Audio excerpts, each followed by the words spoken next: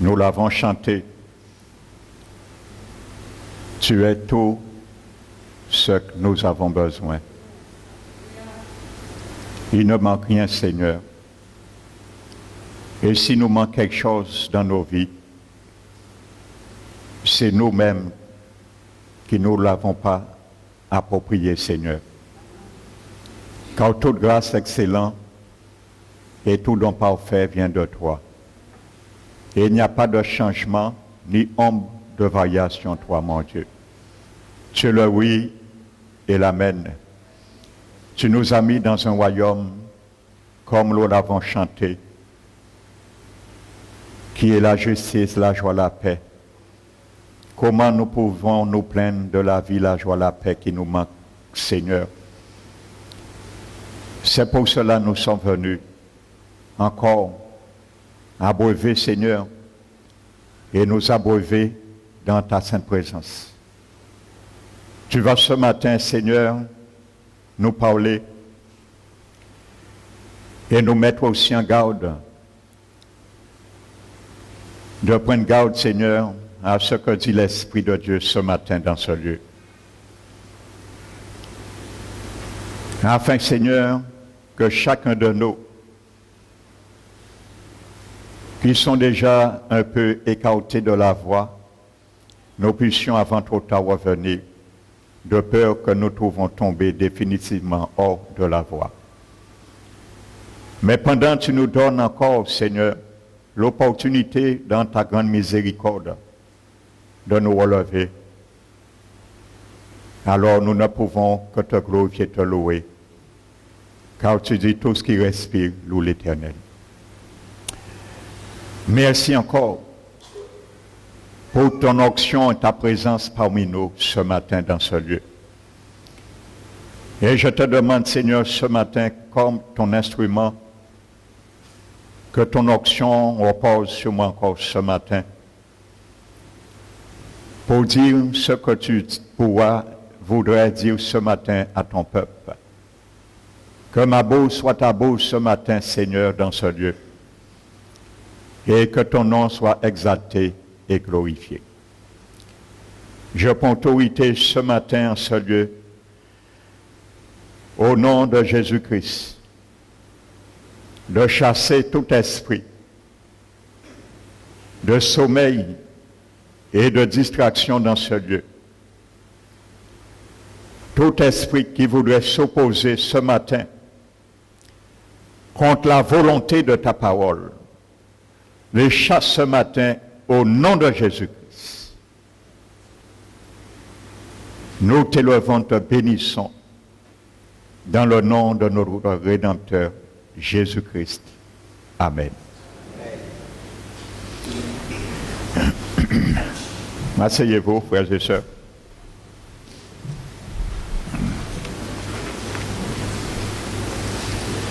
Je vous salue fraternellement ce matin dans la présence, dans le nom et dans l'amour de notre Seigneur Jésus-Christ. Amen. Donc dispose ton cœur ce matin encore, car ton cœur, mon cœur, est le terrain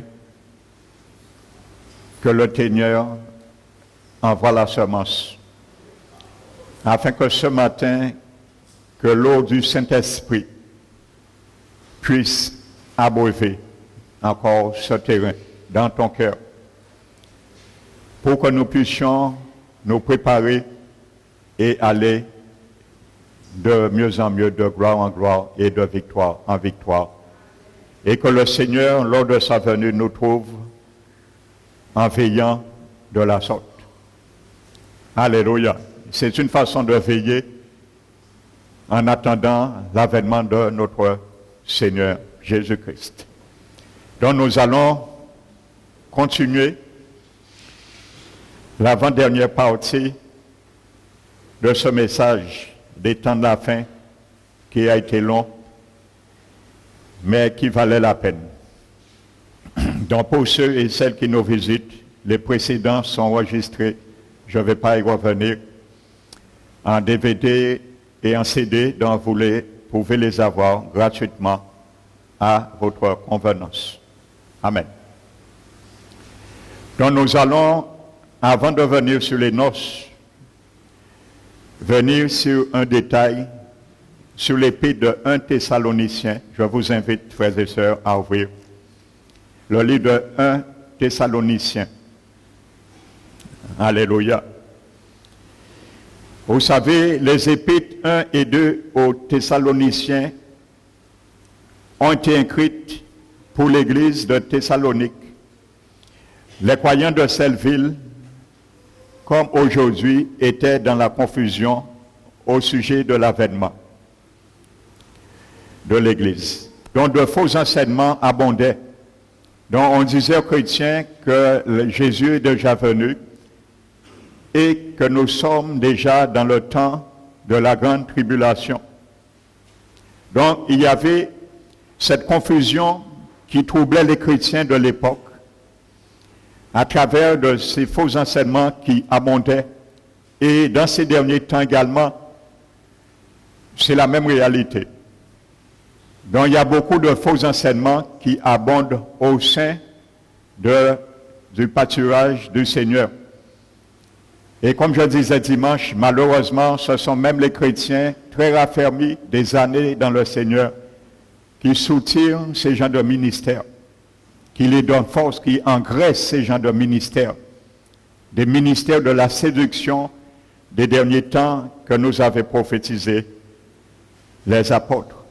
Alléluia. De toute façon, la Bible dit chacun répondra pour soi-même. Alléluia. Celui qui nous a égarés ne va pas répondre pour nous. Et ce n'est pas lui que Dieu va juger non plus pour nous. C'est nous qui devons comparaître devant le jugement, individuellement. Donc c'est pour cela, en ce temps-là, beaucoup de gens croyaient qu'ils avaient raté l'enlèvement et qu'ils vivaient dans la tribulation. Alléluia. Donc c'est pour cela, ce matin, tu ne puisses pas croire que tu as raté l'enlèvement et nous sommes déjà dans la tribulation. Donc je mettrai un point ce matin. Alléluia. Donc à l'époque où la première épître de Paul a été écrite aux Thessaloniciens, parce que l'empereur qui existait à cette époque était l'empereur Néron, il était sur le trône, donc il croyait qu'il était l'Antichrist. Amen. Donc Paul a écrit 1 Thessaloniciens, le chapitre 4, afin de corriger ce faux enseignement. Donc c'est pour ça que Paul a écrit ses premières épîtres aux Thessaloniciens. Et les mauvaises théories qui se répandaient au sujet de l'enlèvement. Mais Paul pensait qu'une lettre serait suffisante pour corriger la mauvaise opinion des croyants. Mais après qu'il ait écrit la première lettre aux Thessaloniciens, quelqu'un a écrit un faux épître. Alléluia. Donc quelqu'un d'autre, un faux apôtre, a écrit une fausse épître. Alléluia. Et l'attribuant à Paul. Alléluia. Donc je prends exemple. Disons que Dieu m'avait donné une révélation pour l'Église et que quelqu'un après passe et écrit une lettre et notifiant que cette lettre vient de moi. Alléluia. Donc c'est ce qui s'est passé. Donc une fausse épître en l'attribuant à l'apôtre Paul. Donc en gros cette fausse épître disait certaines des choses que je vous ai enseignées en l'attribuant à Paul, mais c'est une fausse épître. Alléluia. Donc la première épître était erronée. Donc comme si Paul est en train de s'excuser et de se rectifier, mais c'est une fausse épître. Et j'ai changé d'avis. L'enlèvement a déjà eu lieu et nous vivons dans la tribulation. Néron est l'antichrist et la persécution des chrétiens est la preuve que nous vivons dans la tribulation. Donc voici cette lettre qui a été rédigée après la première lettre, première épître de l'église de Thessaloniciens, de Thessalonique. Donc Paul a écrit une deuxième épître pour corriger encore et réfuter ce mensonge. Donc c'est pour cela que Paul vient au deuxième épître de Thessaloniciens, particulièrement le chapitre 2, je viendrai tout à l'heure, afin de faire savoir aux chrétiens qu'il n'avait pas changé d'idée et que ce qu'il avait dit, écrit, était bien exact. Alléluia. Donc, c'est pour cela qu'il vient à la deuxième épître que nous allons prendre ce matin. 2 Thessaloniciens.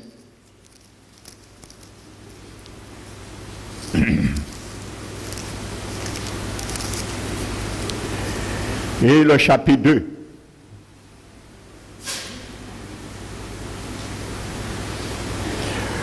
Donc Paul fait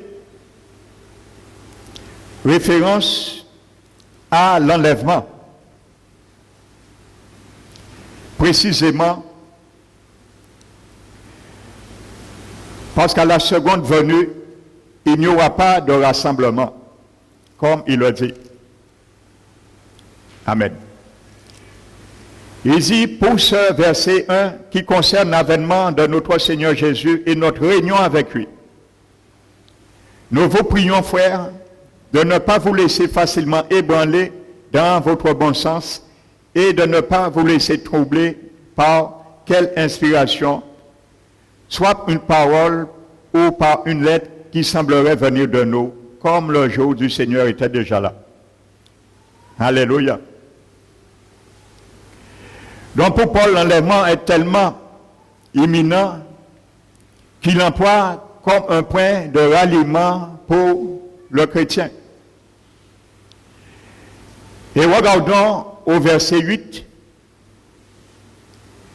La Bible dit, et alors paraîtra l'impie que le Seigneur Jésus détruira par le souffle de sa bouche et qu'il écrasera par l'éclat de son avènement.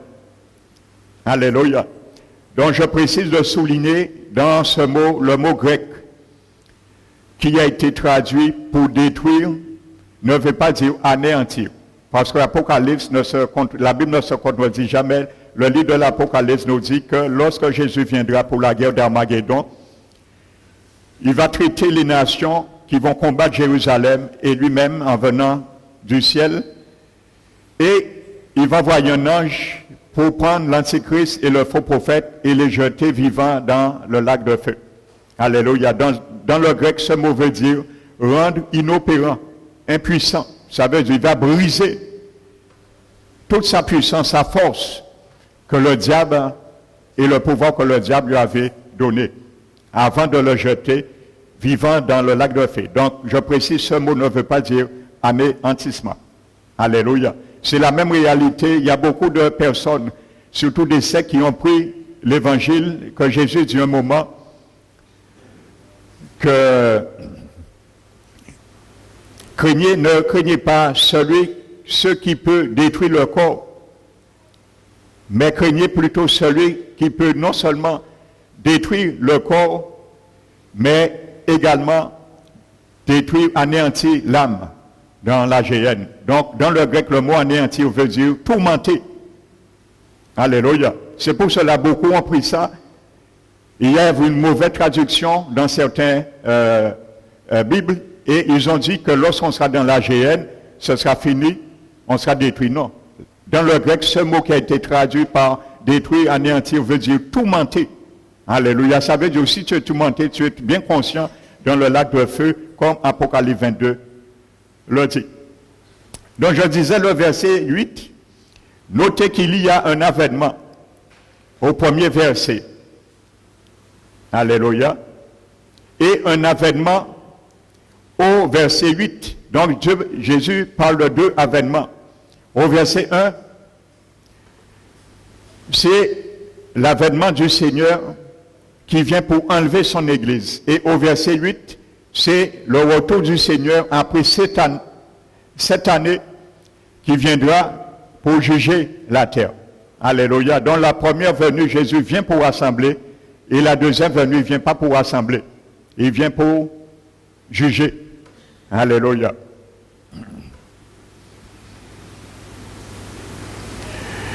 Donc, par l'enlèvement de l'Église, du verset 8, de sa seconde venue. Donc, des versets 2 à 7, entre-temps, nous avons tous les événements qui surviennent entre les deux, entre le verset 2 et le verset 8.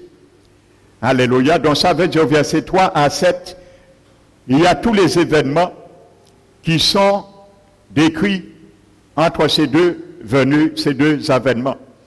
Donc le verset 2 nous dit, Paul poursuit, peu importe qu'il y ait une lettre qui contredise ma première lettre, elle est fausse. Ne laissez personne vous ébranler et vous persuader que la tribulation est arrivée parce que ce n'est pas vrai.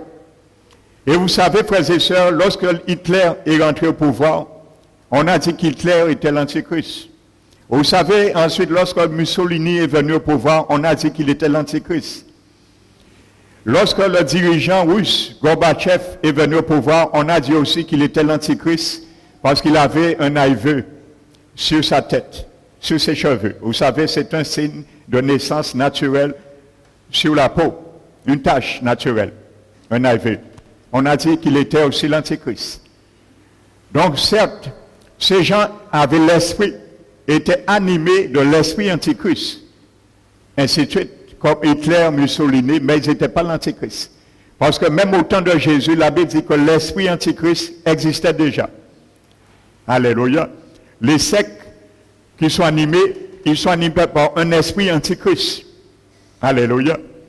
Les sectes qui contredisent ce que Jésus dit, ils sont animés d'un esprit Antichrist. Alléluia. Parce qu'Antichrist veut dire contre Christ. Alléluia. Donc prenons le verset 3. C'est là que je vais venir ce matin avec vous pour passer aux noces de l'agneau. Alléluia. Le verset 3. Que personne ne vous séduise d'aucune manière, car il faut que l'apostasie soit arrivée auparavant et qu'on ait vu paraître l'homme impie, le fils de la perdition.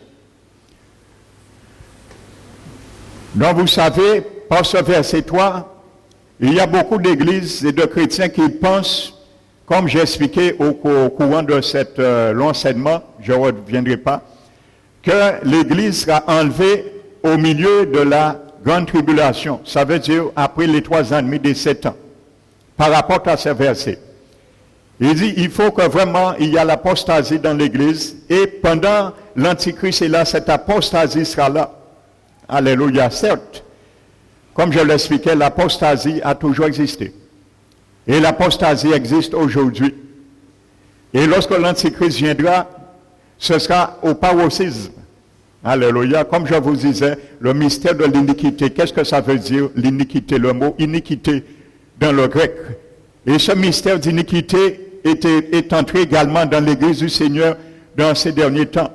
Ça veut dire sans morale, sans loi. Il y a beaucoup de chrétiens, ils font n'importe quoi avec leur salut, comme je disais, et ils pensent qu'ils seront sauvés. Vous allez bien comprendre ça, parce que le tribunal de Jésus, je l'ai réservé à la fin. Je viendrai sur cela. Parce qu'il faut que nous comparaîtrons devant le tribunal du Christ. Nous allons bien comprendre qu'est-ce que ça veut dire. Est-ce que tous les chrétiens vont être sauvés, même s'ils perdent leur salut? Détrompez-vous. Alléluia. Je me demande, est-ce qu'il n'y aura pas moins de sauvés que plus de perdus? Alléluia. Je vous signale, j'avais un témoignage du Seigneur Jésus.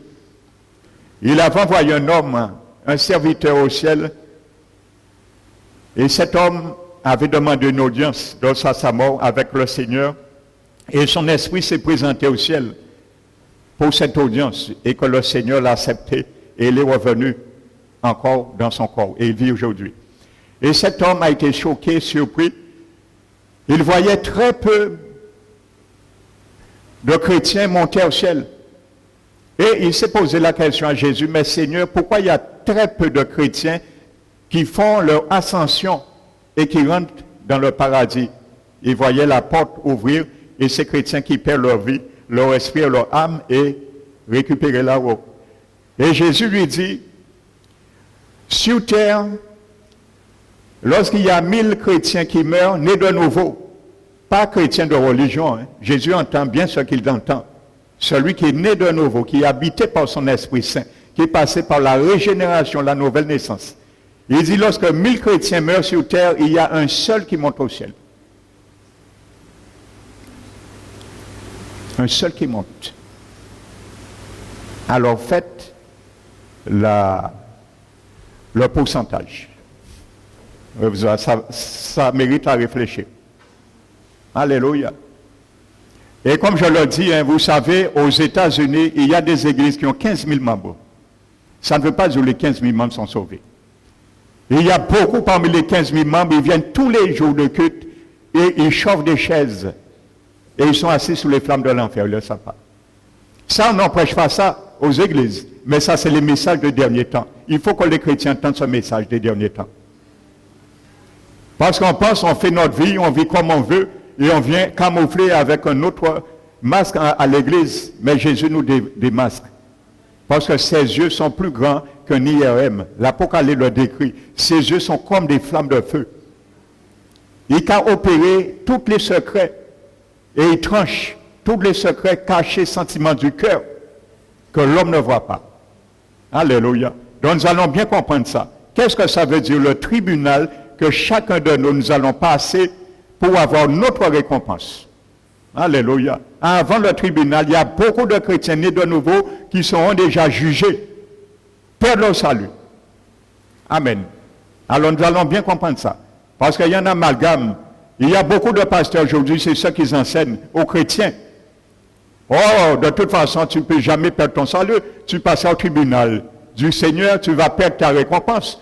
Alors moi, il y a dit moi ça, et ce serait une réalité qui dit, mais perdre un qui perd récompense en moi. Ça ne va pas faire rien, depuis on ne peut pas perdre salut en moi. En cas de courir carnaval, en cas de boîte de nuit, en cas de courir madame. Quand il y a des mal, en qui perd récompense en moi, peut perdre salut en moi. Donc ça attire les chrétiens à vivre dans le péché.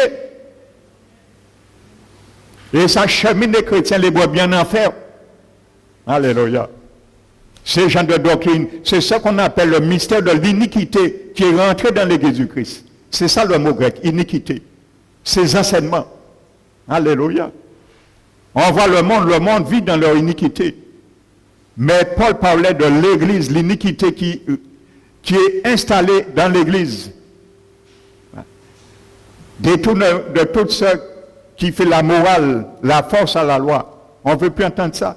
Paul avait dit, les chrétiens auront la démangeaison d'entendre la sainte doctrine. La démangeaison. Ça démange la vérité. Parce que ça nous met mal à l'aise. Ça met nos cœurs mal à l'aise. Alors ça nous démange comme une gangrène. Mais Jésus, gloire soit à Dieu, à le remède pour la démangeaison. C'est son sang. Repens-toi. Son sang va arrêter la démangeaison. Il a le médicament. Et saisis-toi de ce médicament avant que des deux yeux physiques se ferment sur le monde terrien. Que tu sois encore dans la route de la repentance. Alléluia. Donc beaucoup examinent ce verset 3 et disent que ce verset indique que Jésus ne peut pas venir jusqu'à ce qu'il y ait d'abord une grande apostasie. Donc beaucoup vont d'abord se détourner de lui et à cause de la grande indifférence régnant sur la terre, il reviendra. Et le problème, il y aura sur la terre, au temple et la grande tribulation, la seconde venue du Seigneur. Ainsi de suite. Donc vous savez, frères et sœurs, dans ce verset, c'est là on se heurte. Alléluia. Et moi aussi je pensais, c'était l'usage de ce mot dans ce verset. Vous savez, le mot apostasie, en grec, c'est le mot apostasia, ça veut dire défection, abandon d'un parti. Effectivement, qu'un chrétien se révolte, abandonne la voie, il abandonne la partie. On appelle ça l'apostasie. Donc ça existe, ça a toujours existé, au temps de Paul. Vous savez, Paul, il y a beaucoup qui se plaignent lorsqu'on les maltraite, lorsqu'ils prennent des coups, que ce soit dans le ministère ou dans l'église. Vous savez, l'apôtre Paul, Il y a ceux qui s'attristent, qui rouspètent lorsque un ou deux les abandonnent. Que ce soit dans le ministère, vous savez, Paul, ce n'est pas un, deux chrétiens ou un ou deux associés dans son ministère qui l'a abandonné. C'est un contingent de chrétiens qui a abandonné Paul. Un contingent de toute l'Asie mineure, que Paul était leur père spirituel. Il a fondé les églises. Il a établi des ministères, des serviteurs. Il y a pratiquement un seul qui a été à ses côtés. Luc, l'apôtre Luc, et son fils aîné et dans le ministère, Timothée. Et il exhortait, encourageait Timothée de ne pas l'abandonner. Parce qu'on a menti aussi sur Paul. Au temps de Néron, on a menti sur lui. Et les chrétiens ont ça. Alléluia. Vous savez, Rome a pris feu en 64. Et Néron a libéré Paul de la prison où il était en 63. Et lorsque Paul a été libéré, Rome a pris feu. On a écrit sur lui qu'il a fait comme les kamikazes. Il vengeait et brûlait Rome. Et on a cru ça, tous les chrétiens l'ont abandonné. On l'a calomnié, un contingent de chrétiens. Il n'a pas abandonné la foi. Et avant sa mort, il a dit à Timothée, je te passe le flambeau. J'ai combattu le bon combat. J'ai gardé la foi. J'ai achevé ma course. Désormais, la couronne de justice me sera remise. Pas à moi seulement, mais à tous ceux qui ont aimé l'avènement du Seigneur Jésus. Il le sera remis par lui-même. Il a dit ça. Il n'a pas abandonné. Alléluia. Donc, attendez-vous. Il y a beaucoup de calomnies aussi parmi les serviteurs de Dieu. Et ça a été prophétisé. Donc ça s'appelle l'apostasie. Donc ça va exister, ça a toujours existé. Regardez ce que dit. Donc je continue ce mauvais Dieu, apostasie, révolte, rébellion. De Timothée.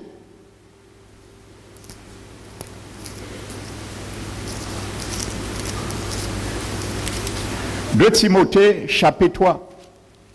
Je reviendrai tout à l'heure sur l'apostasie. De Timothée, chapitre 3.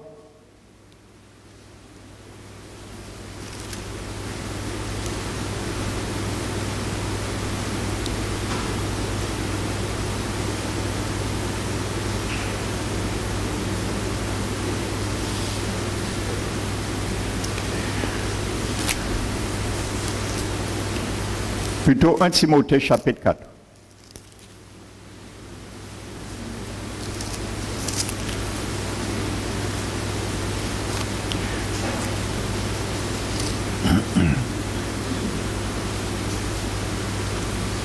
Deux Timothée chapitre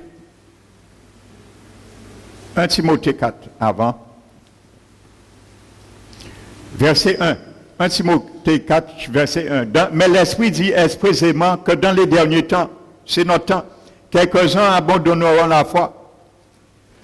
À qui parle là? Au monde, le monde n'a pas la foi. Là, on parle au monde de l'évangile, il y a dit ni foi à moi. Donc, ce n'est pas la foi, ça. Jésus n'a pas écrit en ni foi à moi. Il a écrit la foi en Jésus-Christ. Ce n'est pas la foi en moi. Donc, c'est les chrétiens qui parlent là. Quelques-uns abandonneront la foi pour s'attacher à des esprits séducteurs. Il y a un qui est venu en Guadeloupe. Je ne vais pas nommer son nom, un détracteur des églises. Il vient de l'étranger pour détruire les églises. Cet homme a déjà détruit beaucoup d'églises. Qu'est-ce qui soutient cet homme? Qui est-ce qui a vu Bouga Saleh? Il n'a pas la première fois qu'il a vu en Guadeloupe. Les chrétiens nés de nouveau. Alors, bon Dieu a laissé les chrétiens prendre coup. Après, nous avons respecté, et là, les bitins pas nous avons quitté l'église. Mais qui m'a dit, ouais, là, est-ce qu'on mettait à journaux, demandez Dieu, avant toute chose, fait connaître vos besoins à Dieu. Seigneur, il y a cet homme, il va prêcher sur ça. Est-ce que je dois aller voir cet homme ou pas? Est-ce que nous faisons ça? là nous parcours, nous avons tourné et nous avons envoyé plainte à l'adresse de l'Éternel. Quand Amara, le peuple, au lieu de rentrer en état, réviser voyez, qu'à contester, yo amer, yo qu'à envoyer plainte à l'adresse de M. Moïse. C'est la même réalité. Mais qui t'a dit d'aller voir ces mercenaires? On t'a déjà averti, bien souvent on a averti les chrétiens. Yo qu'à attendre, yo qu'à averti yo exactement sur le message des détracteurs, yo qu'à voir quand même. Alors là, nous tombons enfilés là, pas vous demander après, quoi que ce soit, parce que c'est nous-mêmes qui échouons, frères et sœurs. Comprenez ça? Aujourd'hui, il y a beaucoup de serviteurs qui viennent de l'étranger. Qu'est-ce qu'ils viennent faire? S'enrichir et détruire les églises, détruire les œuvres, les ministères, appauvrir les ministères.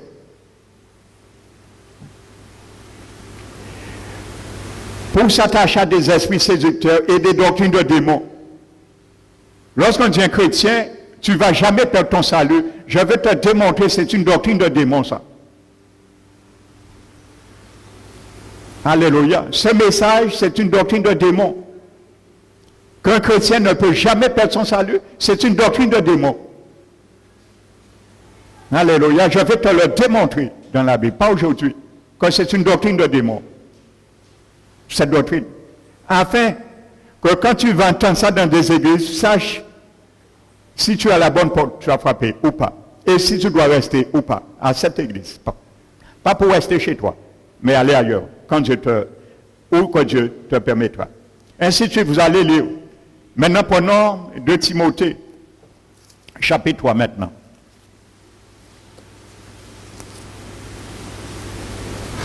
Verset 1. Sache que dans les derniers temps, il y aura des temps difficiles. C'est ça que nous vivons. Car les hommes seront égoïstes, amis de l'argent, fanfarons, hautains, blasphémateurs, rebelles à leurs parents, ingrats religieux, insensés, déloyaux, calomniateurs, impétents, cruels, ennemis de bien, gens de bien, traites, emportés, enflés d'orgueil, aimant le plaisir plus que Dieu, ayant l'apparence de la piété, mais on a tous qui font la force. Et toi de ces hommes-là. Quand on avertit certains de ne pas aller voir certains serviteurs, la Bible dit éloigne-toi de ces hommes-là.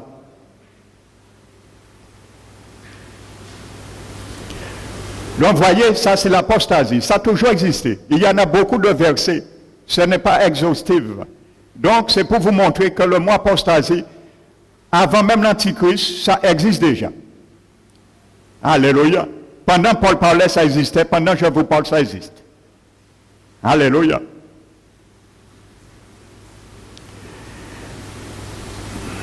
Mais dans ce verset, revenons à 2 Thessaloniciens. Dans ce verset,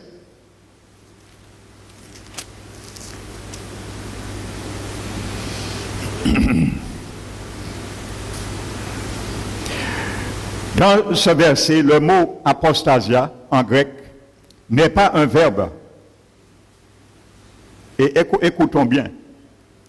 C'est un nom. Alléluia. Duquel vient le mot apostasie.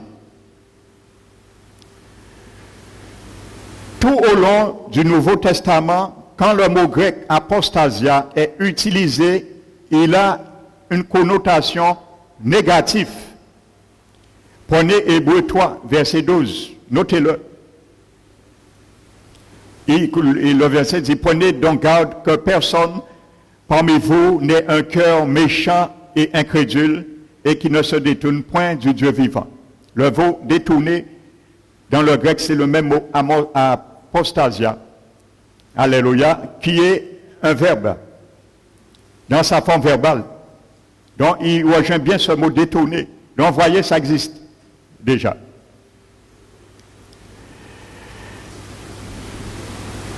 Le mot détourner est négatif. Le mot détourner est la forme verbale d'apostasia. Et il est utilisé de façon négative là. Donc cependant, quand le mot grec apostasia est seul, il n'est ni positif ni négatif. Sa connotation dépend de son association avec les autres mots de la phrase. Donc dans ce verset de 2 Thessaloniciens, chapitre 2, verset 3, le mot apostasia, dans sa forme nominale, ne signifie pas se détourner, mais départ. Alléluia. Ça veut dire départ. En le remettant dans son contexte, ce verset veut dire, traduit ainsi, ne vous laissez pas berner par quoi que ce soit, car la tribulation ne peut pas venir avant que n'ait d'abord eu lieu le départ de l'Église. Alléluia. Donc, c'est pour cela que je vous disais que l'Antichrist, l'Église ne peut pas être là avant son départ. L'Église ne connaîtra pas l'Antichrist. Comme je le dis, à mon avis, il est déjà là. On ne sait pas qui. On ne sait pas qui. Mais l'Église ne pourra pas savoir qui parce que c'est l'Église qui l'empêche de sortir et rentrer en scène. C'est l'Église qui le retient. La Bible dit. Il faut que l'Église parle. Le départ de l'Église va amener son arrivée. Alléluia. Donc, la traduction voudrait dire, la traduction anglaise du Nouveau Testament, la traduction Kenan West Expanded, fait ressortir le temps, le mode et la voix de l'origine grecque de ce mot. Écoutez cette traduction de ce verset dit, ce jour ne peut pas arriver jusqu'à ce que le départ de l'Église mentionné ci-dessus ne survienne d'abord. Alléluia. Donc, bien que l'apostasie va arriver, mais Paul met l'accent, il faut que l'Église soit le départ de l'Église. Ensuite, l'Antichrist va faire son entrée. Alléluia.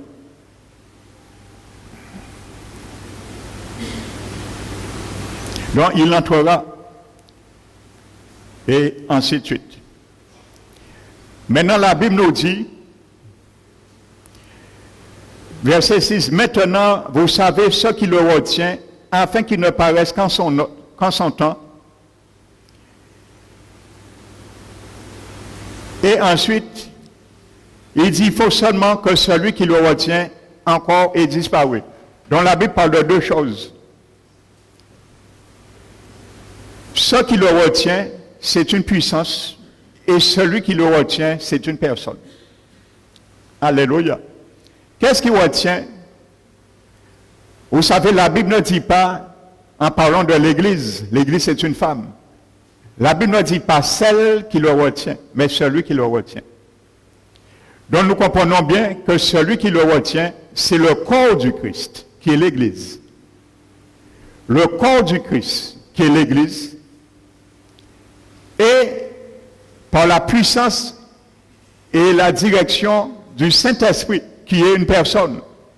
Donc c'est cette puissance qui est l'Église, le corps du Christ, car c'est le corps du Christ seul qui peut s'opposer au royaume des ténèbres. Jésus l'a dit, que les portes de l'enfer ne prévaudront point contre mon Église. Et c'est la personne du Saint-Esprit également qui le retient dans l'Église. C'est pour ça que quand l'Église sera enlevée, alléluia, vous savez le mot grec qui est traduit par retient, veut dire comme un portier. Maintenant, le moment est venu, il ouvre l'accès. Simplement, le mot grec qui est traduit par retenir veut dire l'Esprit Saint. Au temps marqué, quand l'Église sera enlevée, le Saint-Esprit va se mettre de côté simplement. Il va laisser la liberté à Satan et à l'Antichrist faire son œuvre. C'est ça que ça veut dire. Il va se mettre de côté comme un portier. À ce moment, l'Antichrist.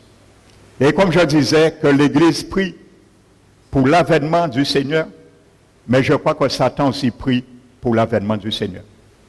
Parce qu'il sait, c'est que lorsque l'Église sera disparaître sur la terre et qu'il fait carnage sur la nation. Il le sait. Alors, d'être qu'à prier aussi pour l'Église partie, Satan. Parce que c'est là qu'il fait carnage. C'est l'Église qui le retient. Et vous savez, ce n'est pas parce que l'Antichrist est là, il sera là. C'est depuis l'existence de l'Église du Christ. L'Église a la puissance de limiter les dégâts du gars sur la terre, du diable. Parce que ce royaume, c'est à lui. Quand Jésus viendra, le jour de la guerre d'Armageddon, c'est là qu'il vient prendre son royaume et régner définitivement. Et regardez bien, la première chose que Jésus fait, quand il vient régner pendant 1000 ans, il prend Satan et le met à côté. Jésus ne règne pas avec Satan. Et c'est la même réalité. Jésus ne peut pas régner dans ta vie, dans ton cœur, si Satan règne en même temps dans ton cœur, mon frère, ma soeur.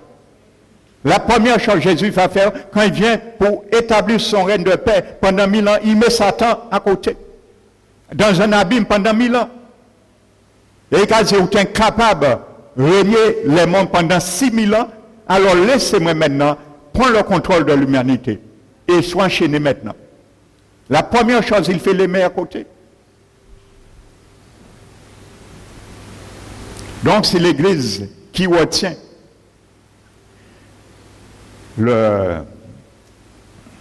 donc l'Église, les chrétiens. Alléluia. Vous savez, dans le grec, le mot esprit, c'est pneuma. Vous savez, dans le grec, ce mot pneuma est neutre. Mais à plusieurs reprises, la Bible personnifie le Saint-Esprit comme une personne. Et dans les évangiles de Jean, particulièrement, le pronom, en parlant du Saint-Esprit, on parle du pronom masculin, ékénos. Pour bien montrer, vous savez, contrairement en français, le grec, chaque nom a un genre différent. Alléluia. Chaque pronom a un genre différent, soit neutre, soit féminin ou soit masculin, contrairement en français. Donc chaque fois qu'on parle du Saint-Esprit, le pronom est en grec ékénos, qui veut dire un genre masculin, qui bien montre que l'Esprit est une personne ontologiquement. Alléluia. Donc c'est lui et l'Église qui retient. Alléluia. En essence, nous sommes Christ sur la terre. La Bible déclare que nous sommes les ambassadeurs, mais nous tenons à sa place sur la terre. Nous sommes les mains de Christ.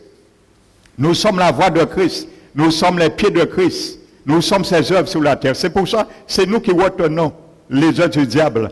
Lorsque nous faisons la prière, le combat spirituel, les choses sont démantelées. C'est parce que l'Église a le pouvoir d'agissant par l'Esprit de Dieu qui nous conduit.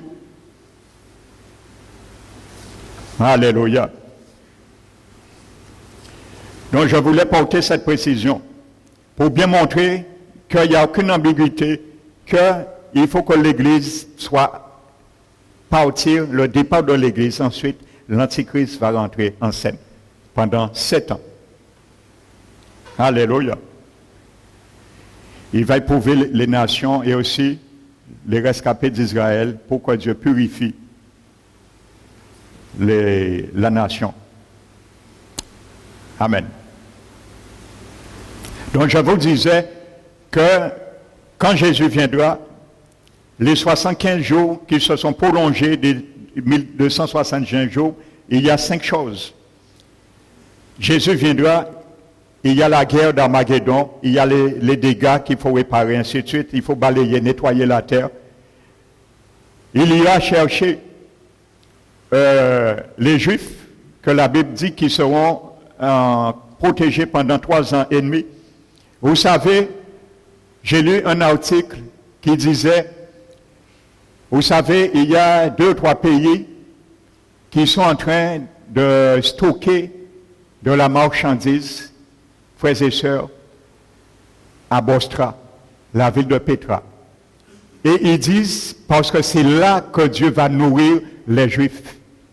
Alléluia. Donc c'est pour cela, la plupart des biblistes sont d'accord que c'est là que les 3 ans et demi que les Juifs seront protégés pendant 3 ans et demi. Alléluia, ça se fait déjà. Hein? Donc c'est pour vous montrer, frères et sœurs, nous sommes vraiment cette génération qui le verra. Donc il faut que Jésus aille les chercher. Troisièmement, il sera intronisé, nous allons le voir. Il sera couronné sur la terre par le Père. Ensuite, il y aura le jugement des nations et nous allons prendre part, les boucs et les brebis, comme je vous dis. Ensuite, il y aura les noces et les festins des noces sur la terre. Alléluia. Et ensuite, le règne des 1000 ans. Donc, prenons la parole de Dieu dans le livre de Daniel, le chapitre 7. Nous allons voir le couronnement de notre Seigneur.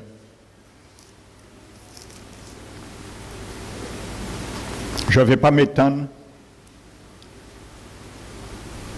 Alléluia. Daniel 7.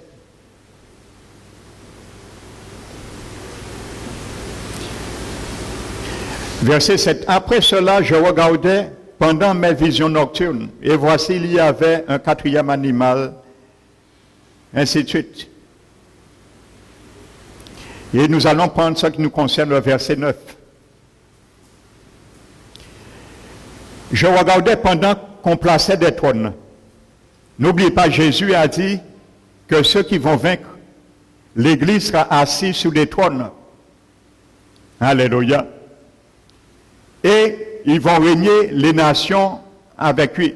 Cette promesse a été faite à l'Église seulement, d'être assis sur le même trône que Jésus. Alléluia. Et c'est pour cela, je disais, je ne crois pas que les 24 vieillards anciens, c'est l'Église. Il y a beaucoup qui ont dit que ça représente l'Église du Seigneur. À mon avis, moi, je ne crois pas. Donc, je préfère ne pas m'engager dans le débat avec ça. Pour plusieurs raisons, je peux donner près de 15 raisons analytiques que j'ai faites. Mais je ne vais pas m'étendre sur ça. Déjà, la Bible nous dit que ces 24 vieillards ne sont pas sur le trône avec Jésus, ils sont autour du trône. Or, Jésus a promis aux chrétiens, l'Église, d'être assis sur son trône. Ils sont autour du trône. Alléluia. On a dit, ils ont des couronnes et que le Seigneur a promis des couronnes qu'à son Église, aux vainqueurs, oui. Mais vous savez, pendant l'Apocalypse, vous savez, à un moment donné, la Bible dit, lorsqu'on ouvre un seau, la Bible montre à Jean des esprits démoniaques qui sortent dans un abîme, qui ont été réservés pour ce jugement à venir. Et regardez bien, lisez, vous allez voir l'apôtre Jean. Dieu ne lui montre pas que ces esprits, que les nations qui vont les tourmenter, que les nations, les hommes vont les voir, ces esprits, ces démons avec leurs yeux. C'est que Jean est en train de voir ces esprits tels qu'ils sont par le don de discernement des esprits, au moment que le Seigneur lui montre ça. Regardez bien ces esprits. La description de ces démons, ils ont des couronnes d'or. Alléluia. Et vous allez bien voir ce qui laisse à supposer que peut-être c'était des anges de haut niveau qui ont servi le Seigneur avant la rébellion et la chute avec Satan, Lucifer. Et ils ont été restreints dans un abîme. Amen. Dans les couronnes, la Bible parle, et Jean les voit avec des couronnes d'or. C'est démons. Vous allez le lire dans le livre de l'Apocalypse. Donc, passons. Donc la Bible dit que Dieu, Jésus a promis à son Église de juger les nations sur des trônes, comme lui, il a vaincu et il est assis sur le trône de son Père. Il lui donne le privilège aussi aux vainqueurs d'assis sur son trône. Alléluia, de partager son règne et son autorité. Donc, la Bible dit, maintenant, on met en place des trônes. Alléluia.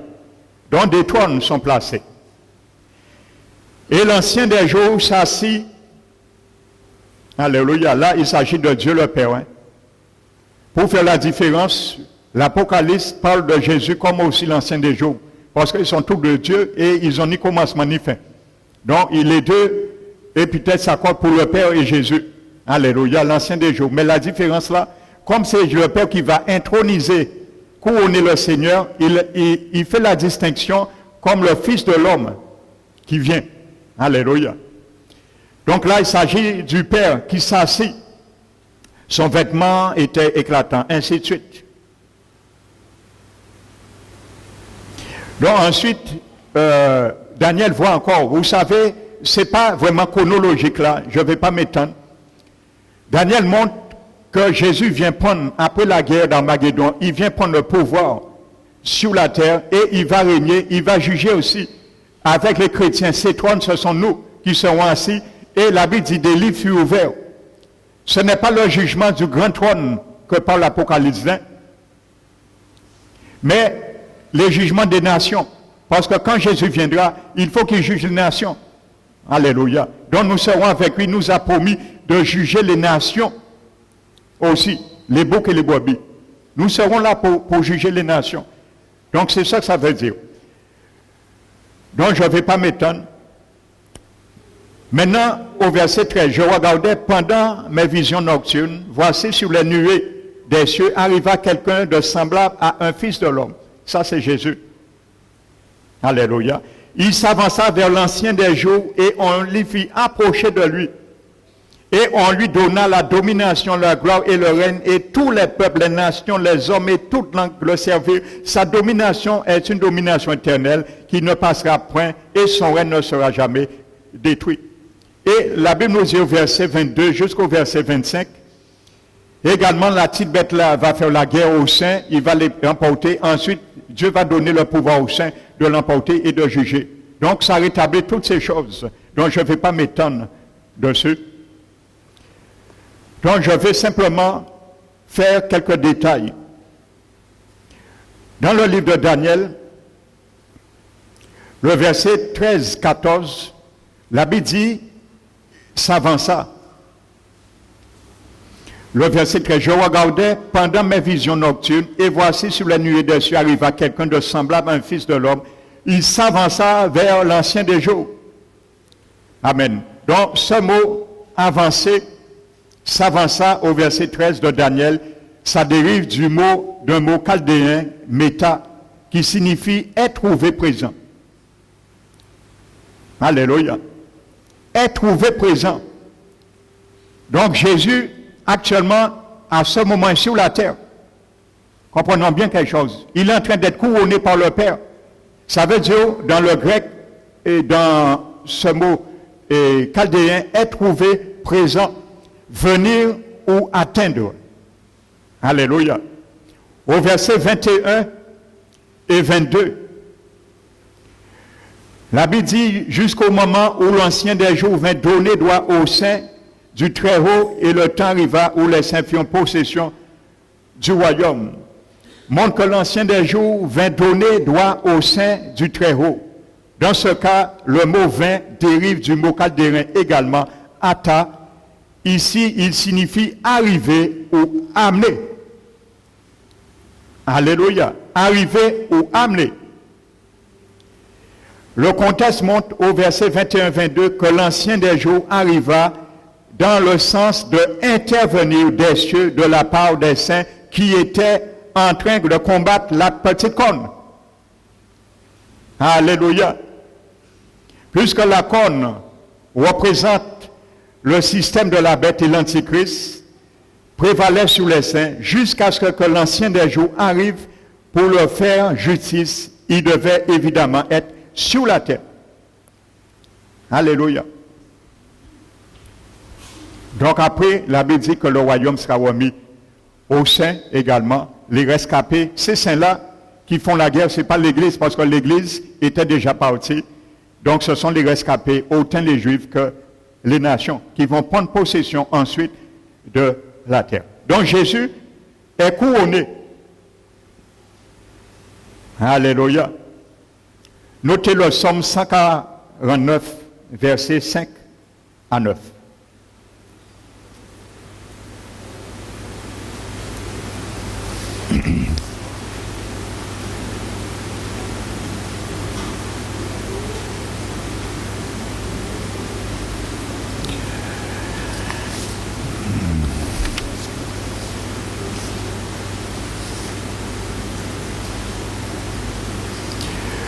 Et avant de venir nous cela, prenons juste Ésaïe 63.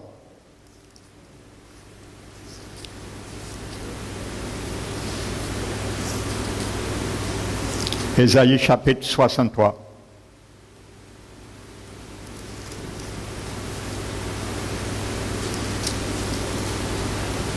Verset 1. Alléluia. Avant les noces, il faut que tout le monde soit là. Personne ne sera oublié. Et je veux vous le démontrer que le festin des noces de l'agneau ne peut pas se faire au ciel, comme on a pensé. C'est sur la terre. La Bible dit, et nous allons voir, parce que si ça se faisait au ciel, il y a une partie des sauvés qui vont rater ce grand rendez-vous. Ce sont les derniers survivants, la dernière rang de la première résurrection, les martyrs de la grande tribulation. Eux, Dieu a fait grâce qu'ils reviennent à la vie après la guerre d'Armageddon. C'est dans l'Apocalypse 20. Ils auraient raté, parce qu'ils seraient encore, leur corps serait encore sur la terre, non ressuscité. Donc, il faut qu'ils soient là. Alléluia. Verset 1, Ésaïe 63. La Bible nous décrit là, à ce moment, le Seigneur va chercher ces Juifs qui seront cachés surnaturellement par le Seigneur. La Bible dit au verset 1, qui est celui-ci qui vient d'Édom, de Bostra? Alléluia. Là, je vous disais, Bostra. Vous savez, cette ville se trouve à quelques kilomètres de la mer Morte, du nord de la mer Morte. Alléluia. En vêtements rouges, en habits éclatants, en se redressant avec fierté dans la plénitude de sa force. Là, c'est Jésus qui vient. Et les gens qui disent, qui vient celui d'Édom? C'est leur sauveur. Ils sont en train de parler à leur sauveur. Alléluia. Vous savez, quand la Bible dit que quand Jésus viendra, il y a deux choses le même jour qui se fait. Jésus vient dans les airs, il combat les nations. Les armées de l'Est et de l'Ouest qui sont avec Antichrist. Donc, ils combattent. En descendant, ils combattent. Et pendant ce même jour, ces deux pieds maintenant atteints sur la terre, sur la montagne des Oliviers. La Bible dit la montagne des Oliviers se trouve à l'est de Jérusalem. Et la Bible dit Jésus viendra de l'est. Ça concorde bien. Se fondra en deux, une moitié du midi, une moitié du nord. Donc cette vallée, comprenez pourquoi la montagne se fend en deux, c'est pour créer probablement une route pour que les rescapés de Bostra puissent sortir et venir et passer et retourner à Jérusalem. Donc probablement, c'est pour cela la Bible dit que la montagne des Oliviers se fondra en deux quand Jésus posera ses pieds à sa venue, après les 7 ans de l'enlèvement de son Église. C'est moi qui a promis le salut, qui ai le pouvoir de délivrer. Vous voyez bien, il vient délivrer les rescapés. Pourquoi tes habits sont-ils rouges et tes vêtements comme les vêtements de celui qui foule de la cuve? J'ai été seul à fouler au pressoir, et nul homme d'entre les peuples n'était avec moi. Donc c'est Jésus qui parle là. Alléluia. Donc Jésus viendra, il va rentrer, si c'est ce lieu que nous croyons, et je le crois, Bostra, Petra, en Jordanie. Il ira chercher les rescapés. Nous avons déjà vu, alléluia, il y a le trône de Jésus, il sera glorifié, établi comme roi des rois, Seigneur des seigneurs sur la terre. Il y aura les trônes, nous serons assis avec lui, nous allons juger les boucs et les brebis. Donc le roi est présenté. Maintenant, la reine doit être présentée maintenant, avant l'entrée des 1000 ans. Il faut que toutes les nations connaissent la reine l'épouse de Jésus. Le mariage et les noces vont être célébrés maintenant.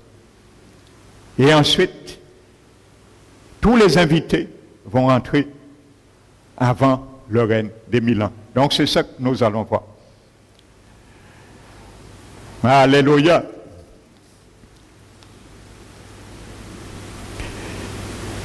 Prenons l'évangile, l'Apocalypse chapitre 19.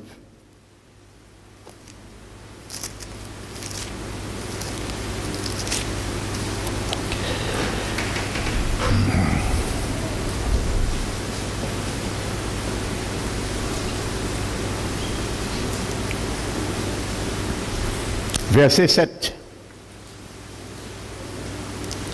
Réjouissons-nous. Ah, jour-là, ça c'est que réjouissance. On va voir le Dieu le Père, Dieu le Fils en personne, frères et sœurs. Alléluia. N'oubliez pas dans la parabole de Luc, je crois, chapitre 12, que c'est le roi qui prépare des noces pour son fils. Dieu le Père qui prépare les noces pour Jésus-Christ son Fils. Et à un moment donné, dans la parabole, la Bible dit que le roi rentre dans la cérémonie à un moment donné et il voit quelqu'un qui n'est pas habillé adéquat. Alléluia. C'est Dieu le Père qui rentre à un moment donné, pas Jésus. Jésus est en train de célébrer les noces avec les compagnes, les femmes d'honneur, les invités, les amis.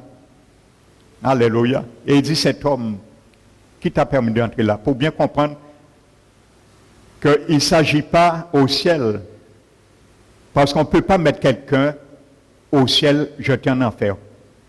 Alléluia. La Bible décrit que c'est sur la terre. Toutes les paraboles, je le précise, je ne me suis pas embarqué de prendre les paraboles sur les noces. Il y en a beaucoup. Je crois qu'il y en a 10. Je les ai étudiées. Je viendrai en apporter par la suite pour expliquer toutes ces paraboles décrites. Ce sont les invités, ce sont les gens qui seront sauvés à travers les 7 années de tribulation. Aussi bien la parabole des 10 vierges. Alléluia.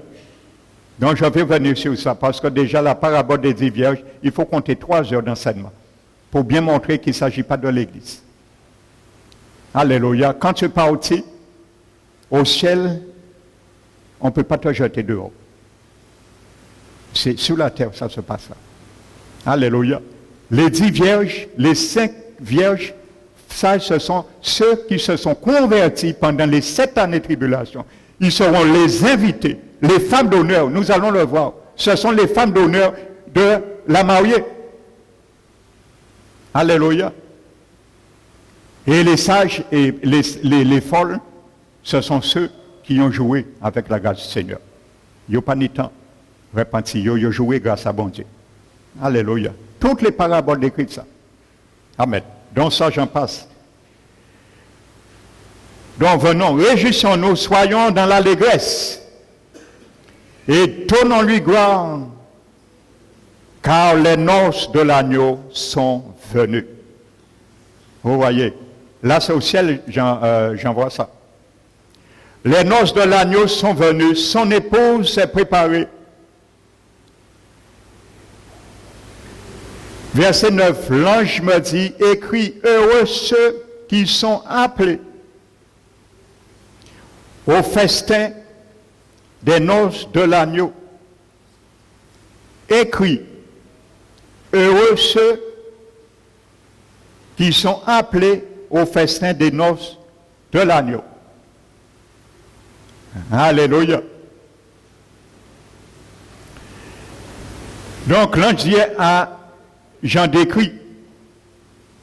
Donc Jean n'est pas en train de voir le déroulement des noces au ciel. Ça veut dire que vous allez voir, nous allons prendre à partir du verset 1, vous allez voir tous les invités. Et je crois aussi bien l'épouse, la mariée sont réunis là, en solo. Il ne manque uniquement, ce que je vous disais, les martyrs de la tribulation qui vont venir à la vie après la guerre d'Armageddon. Donc eux, ils ne sont pas encore dans leur corps glorifié. Ils ne sont pas encore ressuscités. Ils n'ont pas encore eu part à la première résurrection.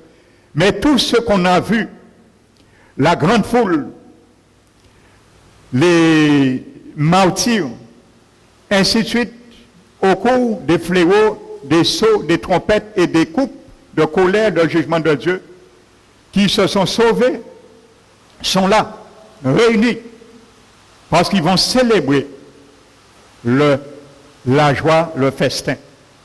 Alléluia. Regardez, prenons verset 1. Après cela, j'entendis dans le ciel comme la voix forte d'une grande foule nombreuse. Ça, c'est un rang des sauvés que s'il fallait venir sur ça, ça prendrait trop de temps. Alléluia. À chaque époque, ils ont été sauvés pendant les 7 ans. Ils se retrouvent là maintenant. Donc, ils sont en train de dire, il y a 4 Alléluia. Et chaque Alléluia, c'est un groupe différent de sauvés qui donnent leur chant. Il y a 4 Alléluia et 4 messages, 4 louanges différents. Donc, ce premier groupe est en train de dire, Alléluia. Le salut, la gloire et la puissance sont à notre Dieu. Parce que ses jugements sont véritables et justes. Car il a jugé la grande prostituée, parce qu'il a été annoncé au chapitre 17, la chute de la grande prostituée. Des anges volaient et disaient au monde, ne prenez pas, ne vous donnez pas à l'impudicité de cette prostituée, ainsi de suite. C'est autrement ce que jugé. Maintenant, ils sont en train de célébrer parce que cette ville a été jugée. Ils se réjouissent maintenant. Qui corrompait la terre par sa débauche, ainsi de suite. Ils disent une seconde fois. Deuxième groupe. Et les 24 vieillards et les 4 vivants se prosternèrent. Ils sont là aussi. Alléluia. Ils sont là aussi. Et adorèrent Dieu assis sur le trône en disant Amen, Alléluia. Donc, deuxième louange. Il y a une troisième voix, un autre groupe, à mon avis, ça c'est l'Église. Ça, c'est ma pensée. Je ne dis pas c'est ça que dit la Bible, mais à mon avis, si l'Église est au ciel, ils doivent être dans ce groupe aussi. Parce qu'ils doivent descendre pour festiver ces noces. La Bible dit, une voix, verset 5, sortit du trône. Là, la voix sort du trône. Où est Jésus et le Père? Et ce n'est pas la voix d'un de la Trinité. Ce n'est ni le Père, ni le Fils, ni l'Esprit Saint, cette voix. Parce que regardez bien ce que dit cette voix. La voix dit, louez notre Dieu. Là, si c'était un membre de la Trinité, il aurait dit, louez votre Dieu. Alléluia, à mon avis. Donc, je crois que c'est la voix de l'Église, ça. L'épouse. Alléluia.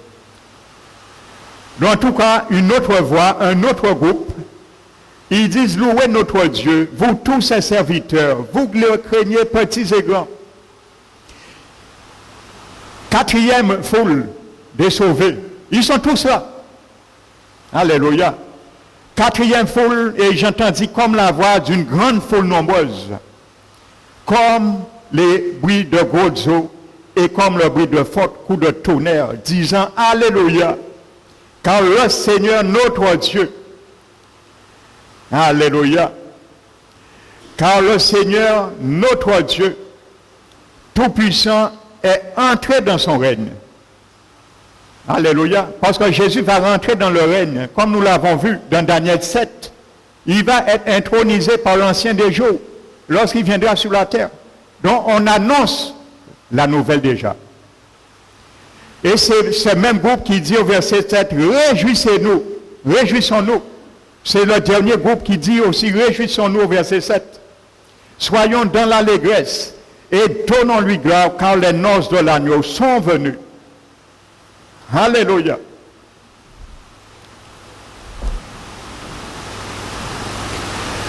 Vous savez, dans ce texte, ça ne veut pas dire qu'à ce moment, les noces sont en train de se faire.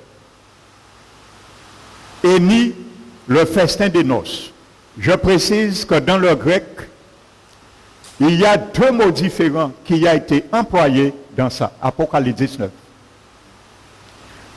Pour le mot « réjouissons-nous car les noces de l'agneau », dans le grec, le premier mot qui est traduit par noces, c'est le mariage de l'agneau. Amen. Et le deuxième mot qui dit « heureux ceux qui vont part au festin des noces ». Le deuxième mot dans ce verset, en grec, c'est le festin du mariage de l'agneau. C'est deux mots différents. Donc la Bible nous décrit que ces deux choses vont se faire en même temps, au même moment. Alléluia. Parce que ce sont ces deux choses que le dernier groupe, quatrième groupe, est en train d'annoncer. Alléluia. Et l'ange dit à l'apôtre Jean, écrit.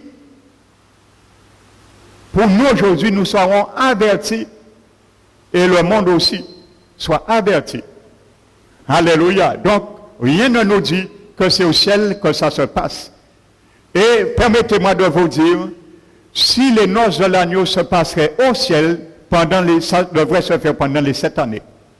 Vous pensez, après tout le combat qu'il y a, l'occupation que Jésus a pour sauver, envoyer des anges, sonner les trompettes, envoyer les 2 témoins, donner des indications, il aura le temps de préparer les noces, tout ça?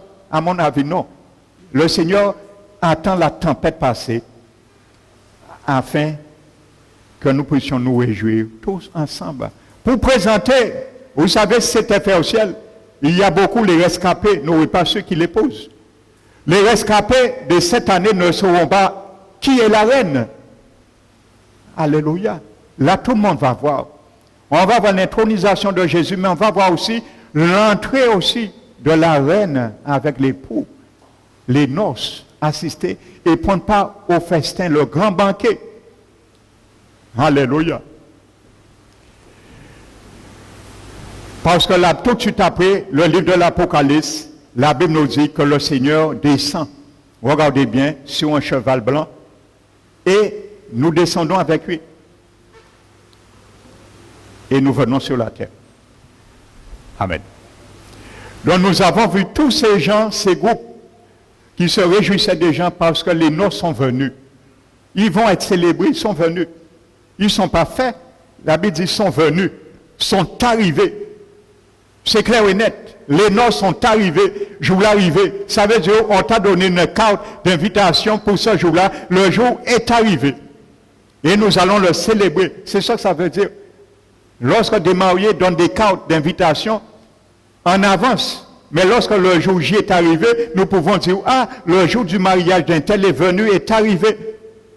Non, c'est la même chose. On annonce le jour des noces est arrivé. Mais ça ne veut pas dire qu'il est déjà fait ou il est en train de se faire au ciel. Parce que c'est sur la terre. Nous allons le voir dimanche. C'est sur la terre. La Bible montre où ça que se fera. La Bible nous donne le menu. Alors viens dimanche entendre ça. Le menu est marqué. Tu veux savoir ça que tu vas manger, ça que tu vas boire, c'est marqué. Et le lieu aussi sur la terre. Et nous allons voir qui ils faisons partie. Les compagnes, les dames d'honneur seront qui? C'est marqué aussi dans la Bible. Alléluia.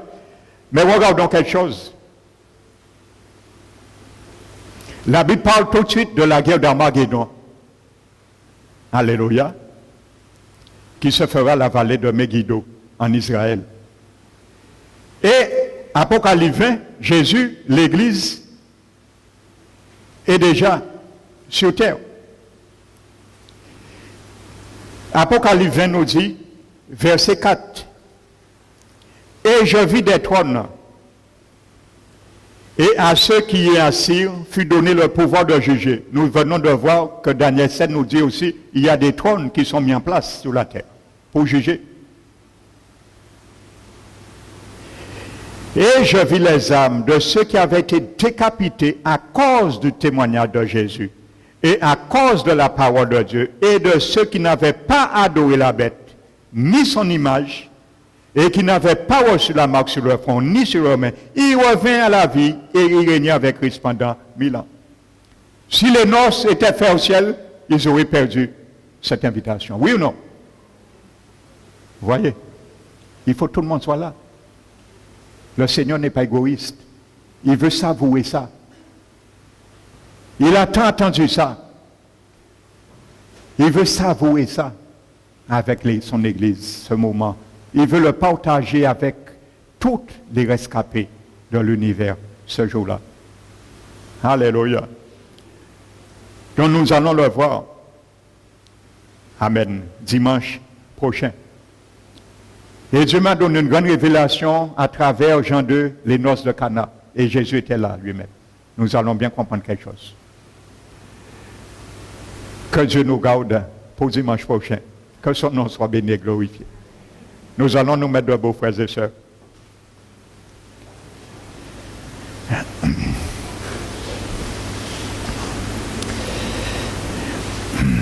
Tenons-nous debout et fermons les yeux.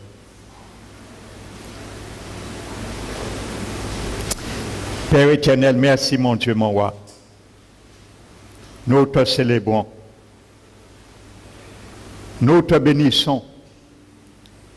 Nous te donnons la gloire qui t'est due, Seigneur. Et merci encore pour les révélations de ta parole, car c'est elle qui éclaire le chandelier, la lampe de notre esprit.